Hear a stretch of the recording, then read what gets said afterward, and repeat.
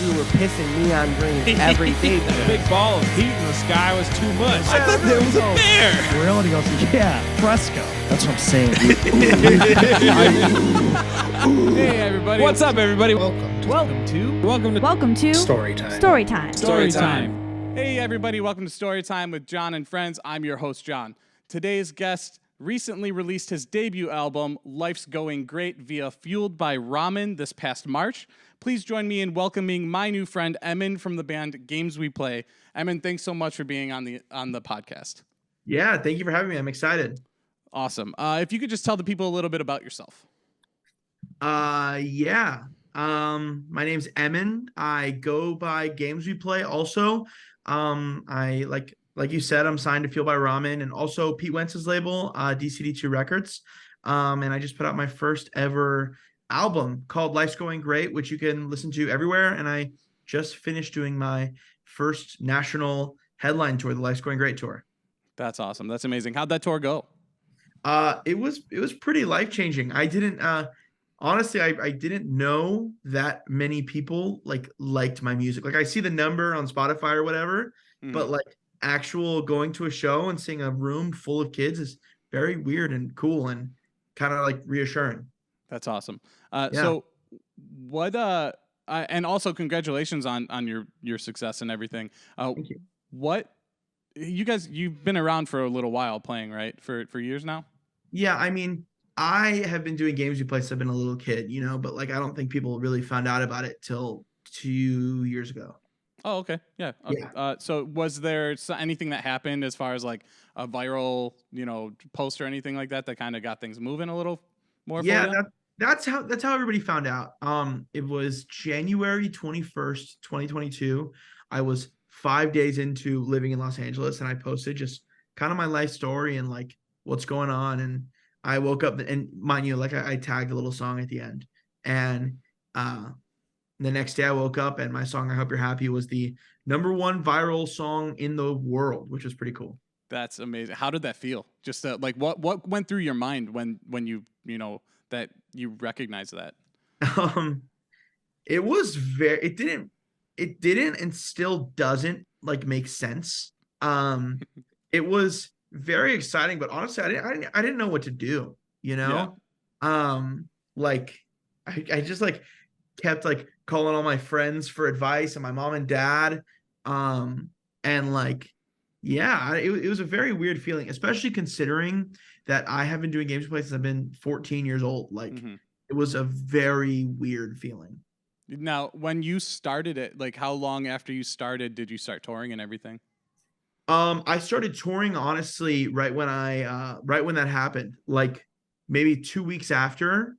This band called the band Camino saw the video and like listened to the music, and they liked it enough to ask me to go out with them on their I think it was called it was the tour Camino. That's amazing. Yeah. Again, congratulations on that. That's very cool. What's the secret? What's the secret to the viral? Dude, I don't know.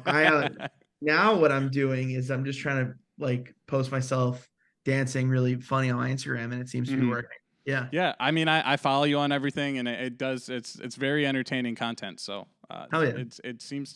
It does work. Cool. Very clear. Let's see here. Now, was there anything on the most recent headlining tour that like stuck out to you as far as story wise, like anything cool or scary or anything like that?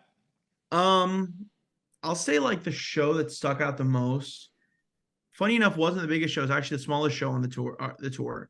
Like I'd say most of the small shows probably had like 150 kids, and then like the big shows on the tour had like 300 to 400 kids, except for one. And this show was like probably my first or second favorite show on the tour.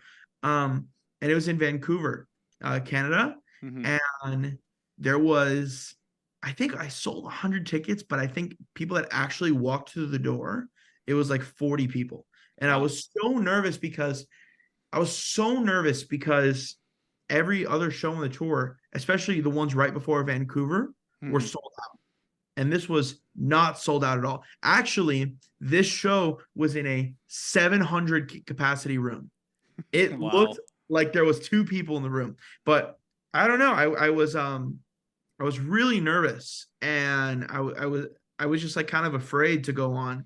And I remember talking to my band that day, and then I also remember calling Pete from Fall Out Boy and just talking to him about shows he's played like this.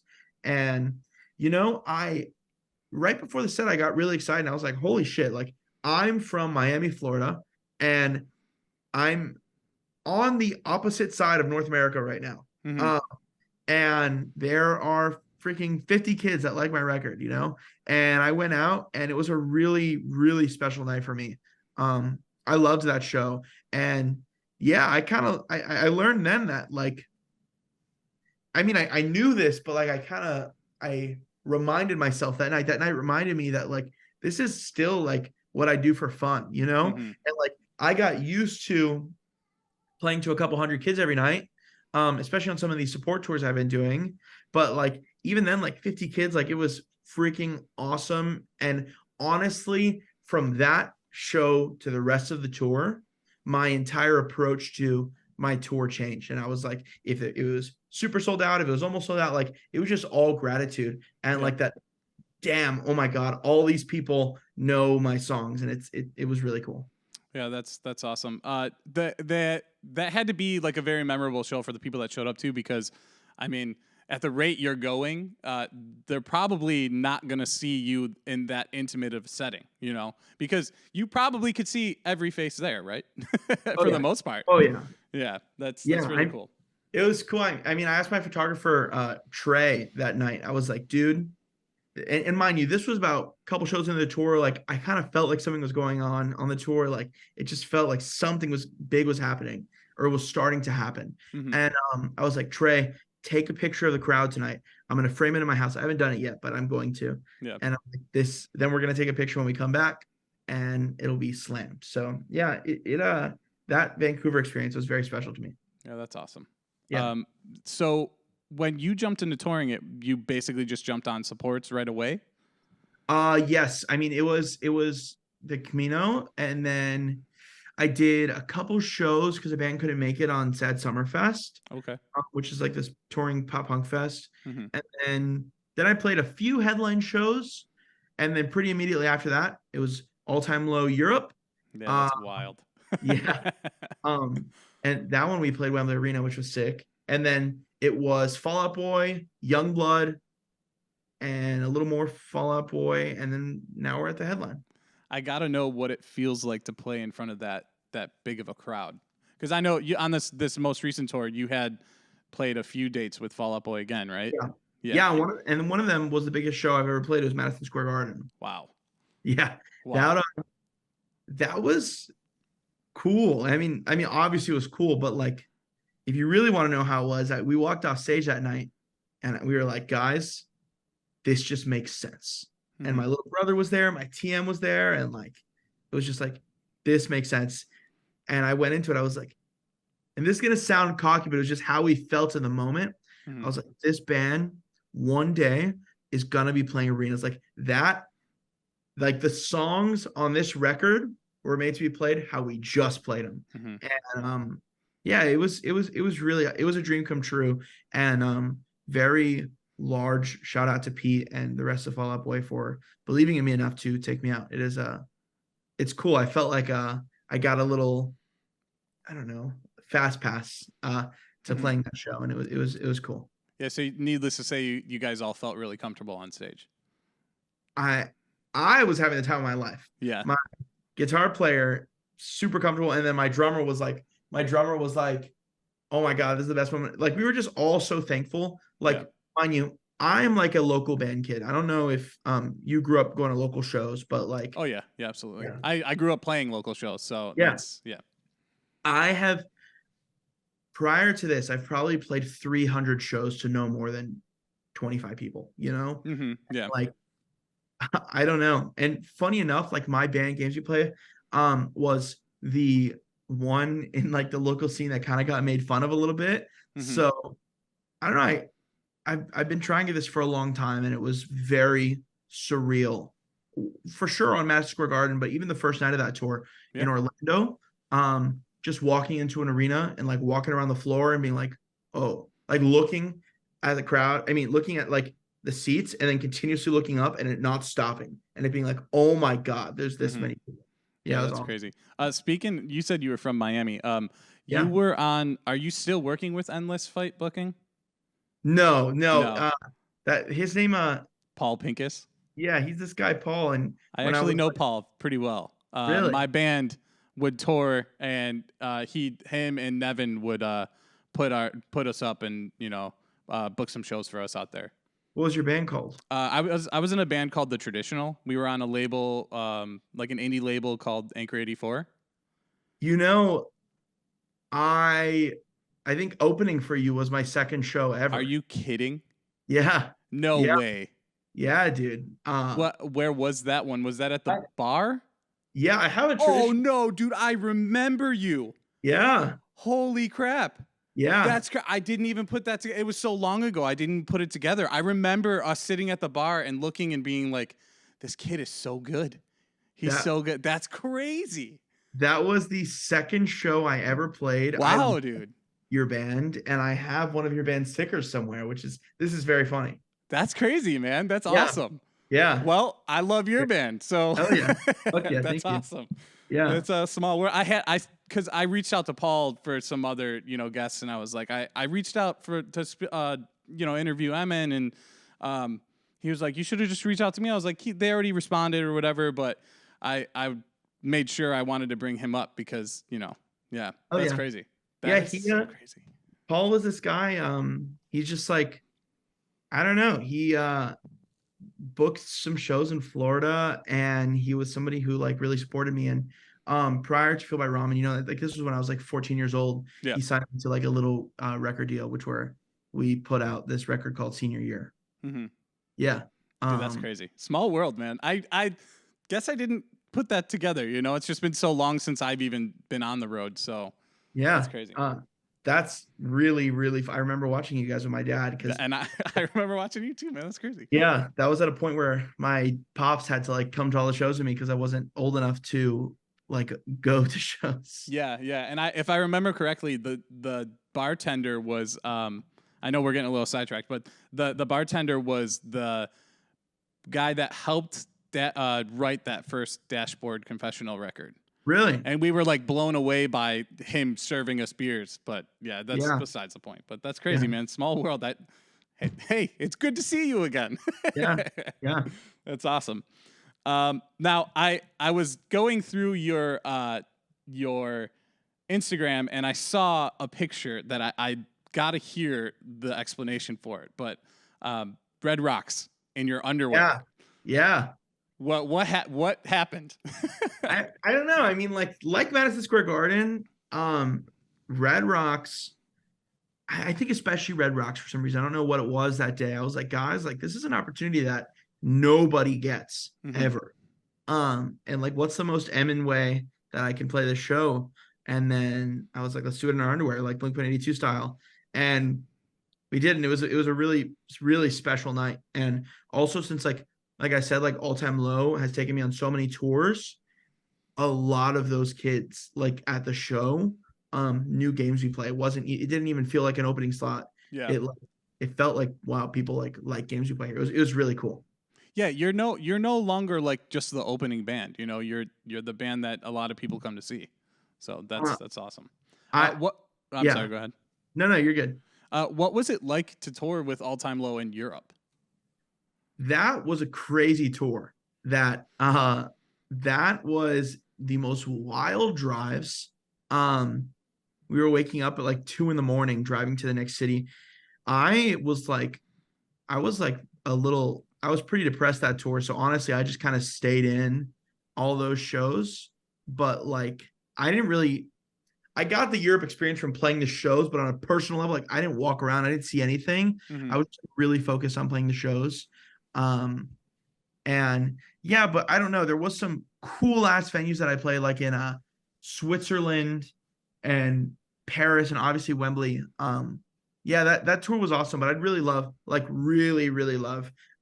to go to Europe again, supporting somebody else. Yeah, no, that would be that would be ideal, right? I mean, you're probably big enough to the point where you could do it yourself too, and bring people with you. Yeah, I mean, I did the UK in Okay. August of last year, which was pretty awesome.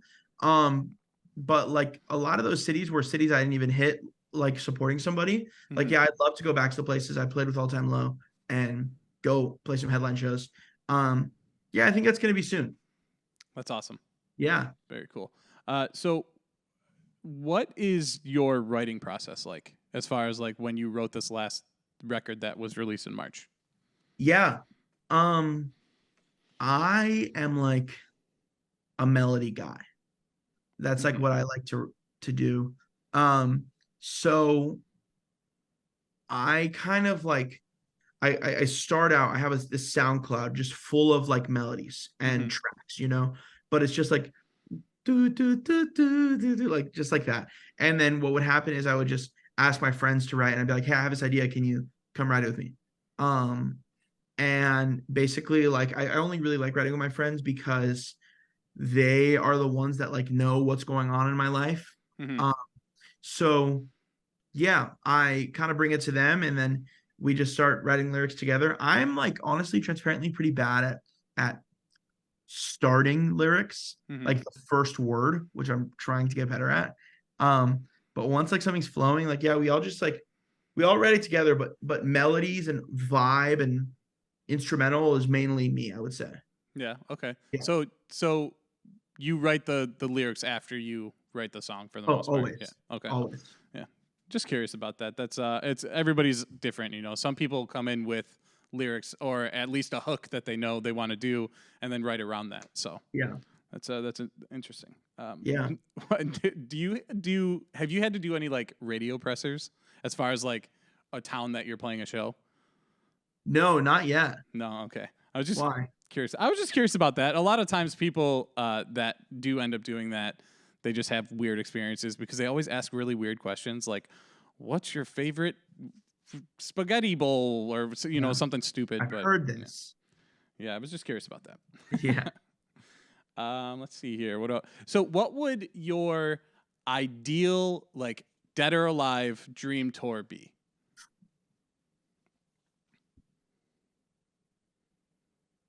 This would this would be a really crazy tour. I have to say, like, I don't know if this is the most beneficial to my band, but like just most fun dream, like best night every night, like Yep. watching all the bands would be me opening, then All Time Low, Hmm. then Blink 182 would be like the absolute dream. I feel like you just need to make a few calls. You could make that happen. That would be on like Blink 182 is the reason I play music. So they're your And biggest influence? oh my god, yeah. Yeah. And Yeah. like um I don't know. It's I know them because I know it because they're my friends too, and like that's the reason like why All Time Low is a band, and like Hmm. it would just that would be my absolute. I would never tour again if I could ever do that tour. Hmm. You know That that's the best. That would be the best month of my life. yeah, that's cool. That would Yeah, be a great tour to see. yeah. Uh, so let's see. Do you have any like crazy stories as far as like anything that happened that was outrageous on tour? Like you got a flat tire and then something happened while you're doing that, trying to fix that, or anything like that? Well, one day, mind you, I get like whenever like we're reversing or driving through a major city or something a little risky driving, I cannot drive and I can't pay attention to the person driving because I'm going to freak out. Hmm. So I lay down in the back seat with my headphones on and I can't pay attention. Okay. And I remember we were in Norfolk, Virginia. I think it's pronounced Norfolk, but that sounds kind of weird. Um, we were in that part of Virginia, and mind you, our tires just got slashed. But we were opening for the band Camino, and they had two buses or a bus on each side of the road, Hmm. and there was a very thin driveway. And my tour manager was like, "Yeah, let's go through," and I was like, this van, I know my van, and this van does not fit. And they were like, yeah, it does. And then my guitar player was like, yeah, it's fine. And we were just driving and trying to go through the buses. And then this is a couple days into the Ban Camino tour. I can hear that my trailer is scraping their bus. Oh no. It was really bad. And like, I mean, like it was really bad in my brain. My eyes were closed. I was not paying attention. Turns out there was like no visible damage, but our cars were definitely touching the bank buses, which terrifying. Just like me waiting my whole life to tour, and then like this being one of the first experiences on it, it's very stressful. Yeah, I believe it. That's crazy, especially it being your first one, and then like they reached out to you too, right? To jump on that tour. Yeah. Fine. That, and then also, I mean, like something stupid my van and I does. Mind you, we like keep it safe. Like if anybody's tired, we just sleep on the side of the road. But like if there's a 6+ hour drive, we don't like to sleep at night because we don't want to wake up super early. So we just drive through the night, which inherently can be a little silly due to other people like falling asleep. Yeah. My guitar player is like nocturnal, so he just drives through the night, but like that's something silly we do. Like I started hallucinating once from that, but like besides that one very scary moment that we did that, we drive through the night. It's usually safe, but that's one of the silly things we do for sure. Yeah. So he's just, is there any remedies or anything he does to keep himself awake just in case? No, I mean like if we're in a hotel till 4 a.m, and we get there at 8 p.m, he doesn't go to bed till 4. He like cannot sleep. Yeah. Okay. Just not tired. Yeah. I get that. I used to just down the energy drinks. That was because I was the main driver when we would drive because Really? I don't trust anyone with my life. Yeah. Because if I wasn't driving, I was very much like you, where I had to lay down in the back and either sleep or direct my attention elsewhere. Yeah, for sure. What's your worst experience on tour? You know, there was one night where our tires popped, but this isn't my experience. Like I was dead asleep for this. You were present. I know our tires popped and some very weird people replaced it and like offered my bandmates some weird stuff. But you know, once we were driving through Phoenix in the middle of summer and it was 110 degrees and our AC broke in the middle of it and we had like an 8-hour drive. And I just remember all of us getting in our underwear and like putting the windows down. Mind you, it was getting hotter because the hot air was coming. That was a pretty horrible day. But besides that, I don't know. I'm very, very blessed to like not had any bad accidents. You know, when I tried touring when I was like 16, and that tour, it only lasted one day because the car and the trailer like flipped multiple times, and that I almost got really hurt in. Wow. Besides that, I think that was like my me getting, I don't know what the word is. That was like your worst experience. Yeah, but that was like my entry into touring. I had to go through that to get where you're at now. Yeah. So what I want to hear about that first tour at 16 with the car flipping. What happened that led to that? We didn't buy. We were gifted a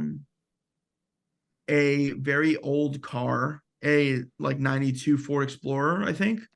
And that year we looked up after the crash, was very prone to the tires ripping. And when the tires ripped, which is what happened to us, the trailer started going like this. And then we hit a car, we flipped. It was really bad. That's crazy.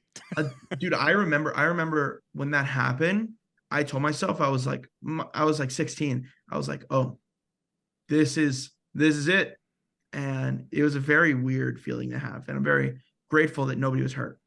Yeah, absolutely. That actually was my next question, was any life-threatening experiences while on the road. So check that one off. Yeah. Is there anywhere while you're out on the road that you're like, we have to make a stop? It's like your favorite food, bar, anything like that, regardless of where it is. We all like to go to Las Vegas. Not that we like have a lot of money to spend there, but we spend what we have. Mm-hmm.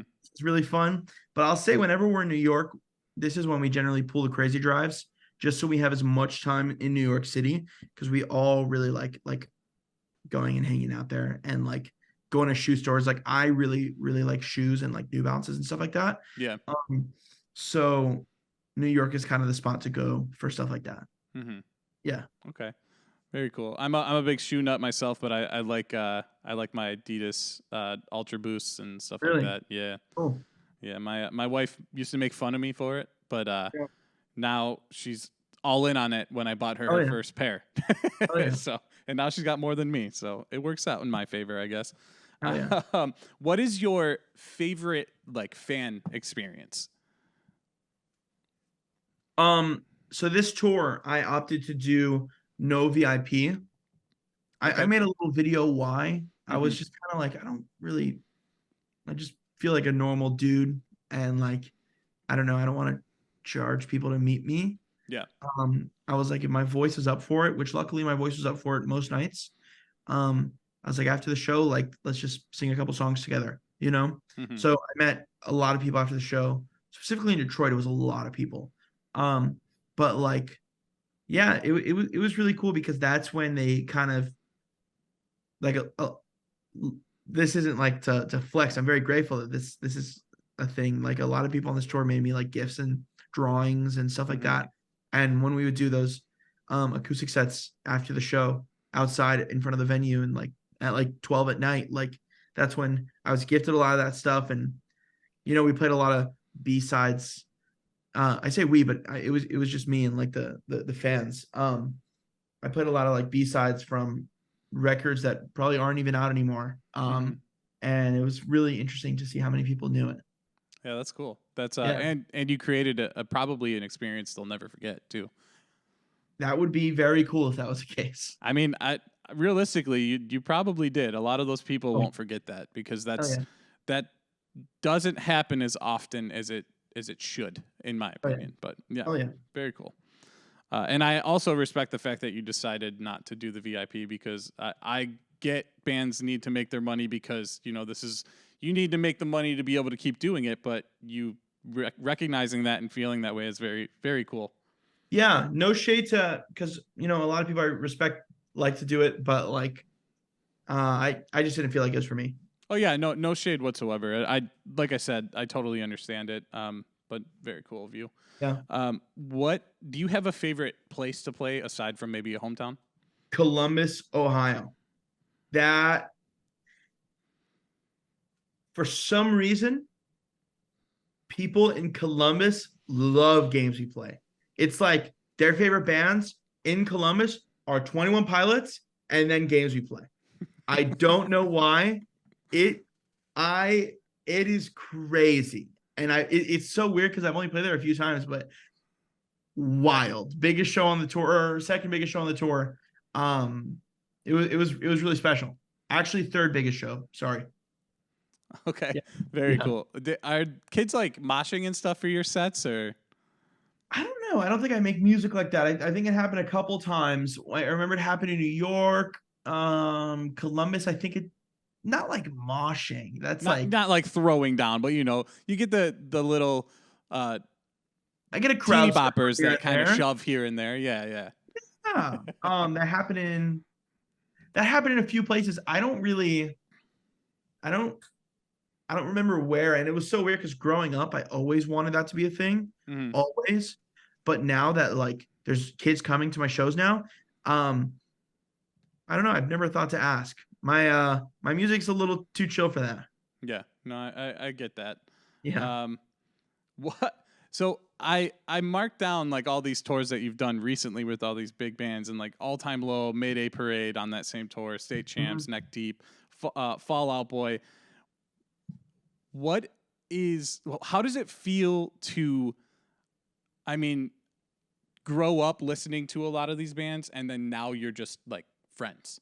You know what I mean? What does that mean to you? What does that feel like having that in your back pocket now, you know? It's really interesting because I I didn't like fully super grow up an all-time low fan, but Mhm. now I am the biggest all-time low fan. Um it's so weird because like Fall Out Boy, Sugar We're Going Down is like one of I think the second song I ever learned how to play on the drums, which was my first instrument. Mhm. And it was really weird meeting Pete for the first time, but luckily, like all these people are really cool. And like, like on that tour, I met Patrick and Andy from Fall Out Boy, and like everybody's just like really nice and Yeah. like not no ego, and like it's very chill, and it's so weird to say this, but like they like respect me, which is cool. And Yeah. like it's so weird because you watch Fall Out Boy and it's like watching like a modern day like Freddie Mercury watching Patrick Stump play, Mhm. or sing. And it's really cool that like I saw him on a podcast the other day and he's like, yeah, Games You Play is awesome. And I was like, very, very weird and very thankful, but very weird position to be in for sure. Yeah, you're the next up and coming, you know what I mean? You're Yeah. just going to keep skyrocketing. Thank You're going to you. be up there with them, you know? Thank you. That's very cool. I wonder if they know how weird I find it. I don't know. I don't think they do. That's got to be weird, right? Like in their mind, they're it's like you with not wanting to do the VIP. They're just guys, right? So they're not thinking anything of you thinking Yes. about them in that way. Yes, but like to some of the bands I have played with, am like a One Direction like stan to those bands, Yeah. Yeah. Yeah. Yeah. So this is just a little humble brag. I actually got to see Fall Out Boy play "Take This to Your Grave" in a 300 cap room in the city of Buffalo. Really? In 2007 when they were doing arenas already. Hell yeah. But they did a MySpace secret show under the name Schrute Farms. Really? Yeah, and they it was after Under the Cork Tree came out and everything, and they chose to play that first record, and that was like one of the best shows I've seen Really? live. Yeah, it was awesome. Did you say Schrute Farms? Schrute Farms. They did it off of Like The Office. Yeah. Was The Office a show in 2007? Yeah, it definitely was. Okay. I might be off on the time frame, but it was like between that 2007 2009 era. Oh, Yeah. Cool. But Cool. yeah, that's my little humble brag, just because it was such a cool thing, and Yeah. you're friends with those dudes, so I have to share that. Super cool. What is your future plans, man? I feel like a lot of people in my place right now, their strategy is like releasing a lot of music, Mhm. which I definitely have more music. I was writing it right before this call. But like I just put out my record, Life's Going Great, and just now, 3 months later, this song, The End, is kind of doing really well on socials. And I was like, I should just like replicate this for all the songs on my record. Obviously, like throw in like an alternate version, maybe a feature or an acoustic or something. But I don't know. I really like believe and I love and I want to do like the album thing, Like Mhm. a lot of people record singles and it works. Like these people are blowing up, but like I want to blow up the songs on my record and then Yeah, put for out, sure. Yeah, give them the proper like let people receive them the way they're meant to be received. Yeah. Even yeah, if it takes a little time to burn, it'll get there too, yeah. That's awesome. So I am curious as to how the label thing happened, as far as like getting signed to Fueled by Ramen and Pete's label. Mm-hmm. Like, was that just they saw your TikToks and they reached out, or did you shop or anything like that? I mean, when I posted that video, there was like a couple labels that hit me up, which was really cool. But kind of like the second I saw Fueled by Ramen, I was like, oh, this is the coolest record label in alt music. Mhm. And every one of my favorite bands is on this. Like, it was kind of like I heard Fueled by Ramen, and I was like, I'm not interested in hearing anything else, Right. know? And they've they've treated me really, really well. And you know, when it was Fueled By, it was just kind of like Pete was already attached to that because he was a really big supporter. So that I don't even know how that works, but like it works. Like they're together on that. Right. But yeah, I'm really thankful for the label that I signed to, that they believe in me, which is really cool because a lot of labels right now like to sign artists when they have like the biggest song in the world, and then they let them go the second it kind of comes down. Yeah. But Fueled By has been with me through like The ups I and don't know if this downs. is the right, ups and downs, peaks and valleys. I don't know if that's the right Yeah. phrase, but yeah, I think Fueled By and I are gonna do some, and DCD too. I texted Pete today, it was his birthday. And I think we're gonna do like really cool and really big, and I hope to be like really important stuff one day, you know? Yeah, absolutely. I can't wait to see what comes next. Yeah, thank you. So you said you started as a drummer. As a drummer, what made you want to get in front of the drums to sing? You know, I grew up like a theater kid, kind of. I didn't go to high school, but in middle school and the first year of high school, I did like musical theater and stuff. And like I always liked entertaining and in a way being the center of attention. I love the drums. I'm like trying to figure out how to get a drum set right now. Like that will always be a part of me. Mm-hmm. But I don't know. I like to be stupid. And I like to dance, and I like to kind of engage with the crowd, and that's kind of why because I started singing at church, like just to serve. Okay. And that's where I kind of found my love for like, and this was when I was like 11 or 12. Mm-hmm. That's kind of where I found my love for like, oh, I like to sing like as an artist and like a band, and Yeah. Very cool. And Yeah. now we're winding down here. Is there anything else that you'd like to share before we start to close things out? I mean, the only thing is please like go listen to Life's Going Great. I put the past 2 years of my life into that record, and if you listen to that record, you kind of know me as a human being now. Go listen to that. Let me know what you think of it. Share it if you like it. That's the only thing. Look out for a tour announcement, a fall tour announcement soon. But yeah, besides that, like, I don't know. I'm chilling. Thank you for having me, dude. Absolutely. Thanks so much for being on, Emmyn. And it actually gave me goosebumps when you were like, I played with you. I would never have remembered that, but that's awesome. I do remember you now, though. What's that? My second show ever. That's so cool, man. That was at like the really small bar, right? Tiny. Yeah. Yeah. So, small world, man. Absolutely. Thanks again, man. I really appreciate it. If there's any other time you want to come on and share some more stories, just reach out. I'm always here. Cool. Thanks, bro. Awesome. Everybody, make sure you give the new record a listen. That's Life's Going Great by Games We Play. Make sure you check it out. Give him a follow on all of his platforms. I will have all of his information down below in the description. We'll see you next time.